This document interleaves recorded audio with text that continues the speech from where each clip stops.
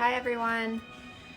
I decided to sit in my living room tonight for night 4 of my coping skills mini series that I'm doing this week. So I will wait for just a couple more people to come on.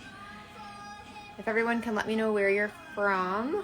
I'm in upstate New York. For everyone who hasn't been here the last couple nights, I've been doing a series about coping skills, and I've been talking about a different one each night that has worked both in my personal life and for my patients and clients. This is Ella. She recently went blind this summer, so she's very clingy. Where is everybody from tonight? Nice to see you guys. So, just to kind of recap, I posted the other lives from this week, but I've been covering different coping skills that have helped for myself and for people who I've had as patients or clients. Night 1, we talked about music as prayer.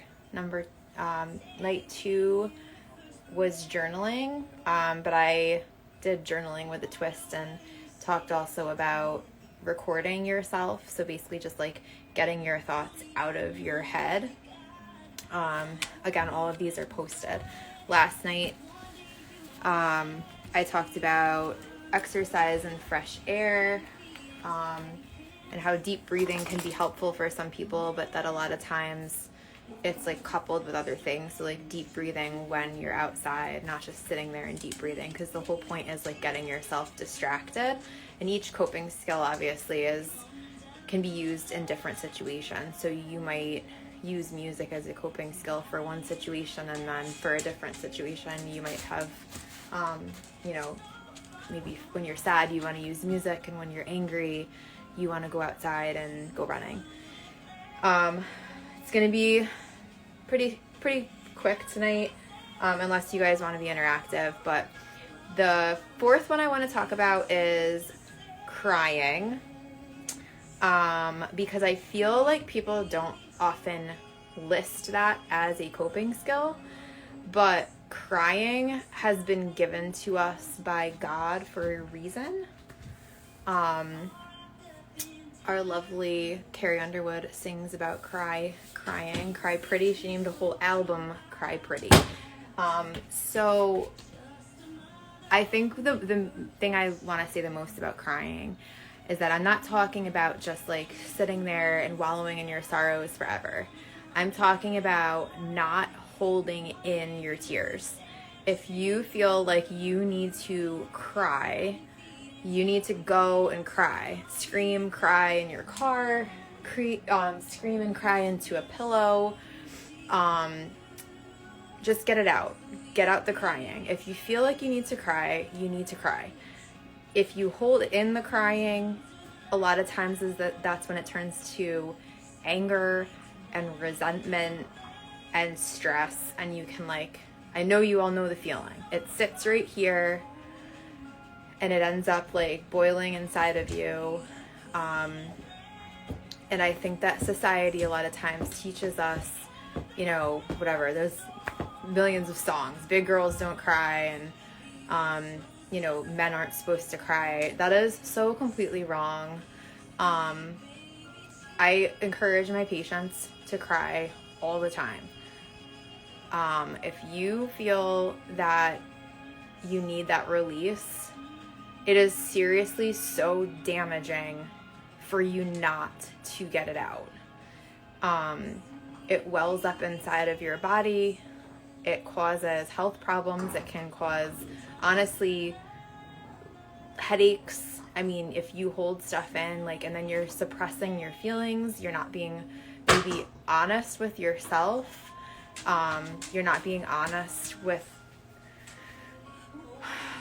maybe people around you. If you're holding it in, I get it if you don't want to cry in front of people, obviously at your job or whatever. But if you're married, for example, and you don't even feel comfortable crying in front of your spouse, like, you can use crying also as prayer. Any coping skill can be used as prayer or with prayer. When I'm crying, I am like crying to God. That's like what I end up doing, as I start kind of, I guess you could say, dedicate your tears to God. But if you have a family member or a friend or somebody that you do feel comfortable opening up with, you know, just being able to like talk through something with them. And, you know, if you end up bursting into tears, you end up bursting into tears. And if it's somebody that's a real friend, and that's somebody that is really, truly somebody that cares about you, it's okay. They're going to be okay with that. That's really all I have to say about that.